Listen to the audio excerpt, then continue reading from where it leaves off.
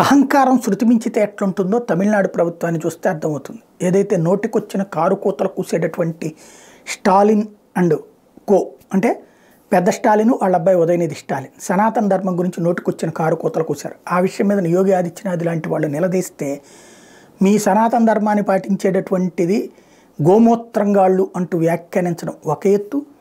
దాంతోపాటుగా మీ రాష్ట్రాల్లో ఉన్నటువంటి వాళ్ళు వచ్చి మా దగ్గర ఇక్కడ టీలు అమ్ముకుంటారు, రోడ్డు పక్కన కూలీ పనులు చేసుకు బ్రతుకుతారు అంటూ మాట్లాడటం అన్నటువంటిది పెను సంచలనమైంది.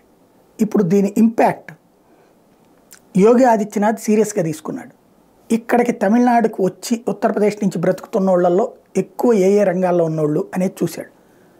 సరే, వ్యవసాయ కూలీలు వీళ్ళందరికీ అక్కడ పనులు ఇస్తున్నాడు. ఇప్పుడు చాలా చోట్ల ఇప్పుడు అయోధ్యతో పాటుగా అక్కడ బోలెడన్ని రోడ్ల కన్స్ట్రక్షన్ ఇవన్నీ జరుగుతున్నాయి.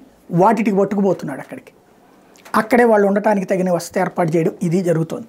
ఇది తమిళనాడుకి ఒక పెద్ద దెబ్బ అయింది. ఇప్పుడు అక్కడ భవన నిర్మాణ కార్మికుల రేట్లు పెరిగిపోయినాయి ఒకసారి. ఎందుకంటే మనుషుల కొరతతో బీహార్ రోడ్డు ఉత్తరప్రదేశ్ రోడ్డు లేకపోతే కనుక భారీగా వాసిపోతాయి ఇక్కడ ధరలు భవన నిర్మాణ కార్మికులు. ఇది నెంబర్ 1. రెండవది ఏం చేశాడు, తమిళనాడులో ఉత్తరప్రదేశ్ వాళ్ళు ఎక్కువ దేంట్లో ఉన్నారు అన్నటువంటి దాంట్లో చూసుకుంటే టెక్స్టైల్ బిజినెస్లో ఉన్నారు. ఈ టెక్స్టైల్ బిజినెస్లో ఉన్నటువంటి వాళ్ళు సుమారు 60,000 మంది, దగ్గరగా అంటే 2 లక్షల మంది ఉంటారు. ఉత్తరప్రదేశ్ వాళ్ళే 60,000 మంది ఉంటారు. ఇప్పుడు టెక్స్టైల్ ఇండస్ట్రీస్ని ఉత్తరప్రదేశ్లో ప్రోత్సహించాడు యోగి ఆదిత్యనాథ్.